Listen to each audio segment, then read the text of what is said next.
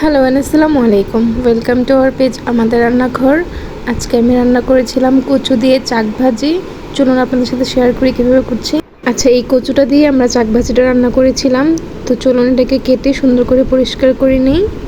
জন্য সব গুছিয়ে নিয়ে চলে এসেছি। এখানে কচুটাও কেটে নিয়েছি, পেঁয়াজ রসুন বেটে নিয়েছি, এখানে হলুদ ধনিয়া মরিচ জিরা সব কিছু নিয়ে নিয়েছি। আর এখানে পানি নিয়েছি কড়াইয়ে। কচুটা একটু ভাপিয়ে নিতে হবে।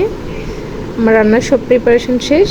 এবার চুলা জ্বালিয়ে কচুটা আগে ভাপিয়ে নিচ্ছি। এর জন্য পানিতে কচুটা দিয়ে দিয়েছি, সাথে দিচ্ছি লবণ আর দিব সামান্য একটু হলুদ। এবার ঢাকনা দিয়ে 5-7 মিনিট একটু ভাপ দিয়ে নেব। কচুটা ভাপিয়ে নিয়েছি। এবার একটু লবণ আর হলুদ দিয়ে আমরা এটাকে তেলে ভেজে নিচ্ছি। কচুটাকে মিডিয়াম আঁচে ভেজে নিতে হবে, একটু সময় লাগবে, তবে মিডিয়াম আঁচে করতে হবে, পুড়ে গেলে এটা স্বাদ থাকবে না। এই যে এখানে আমাদের কচুটা ভাজা হয়ে গিয়েছে। এবার আমরা এটাকে কষিয়ে নেব। এর জন্য প্রথমে কড়াইয়ের মধ্যে দিয়ে দিচ্ছি পেঁয়াজ কুচি। একটু ভাজা করে দিয়ে দিচ্ছি পেঁয়াজ আর রসুনের পেস্ট একসাথে সবটা।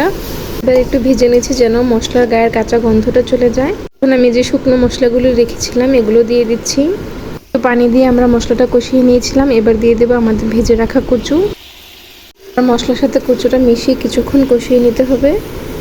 কষানো শেষ হয়ে গিয়েছে। এবার দিয়ে দিচ্ছি অল্প একটু ঝোলের জন্য পানি দিয়ে আমি 5-7 মিনিট ঢেকে রান্না করেছিলাম। এবার দেখুন তেলটা উপরে ভেসে উঠেছে আর কালারটাও কত সুন্দর এসেছে। এবার আমি লাস্ট মোমেন্টে দিয়ে দেবো কয়েকটা কাঁচামরিচ দিয়ে আমি ঢেকে আরও 2-3 মিনিট রান্না করে নেব। এই তো আমাদের রান্না করা শেষ। এবার দিয়ে দিচ্ছি কিছু ধনিয়া পাতা।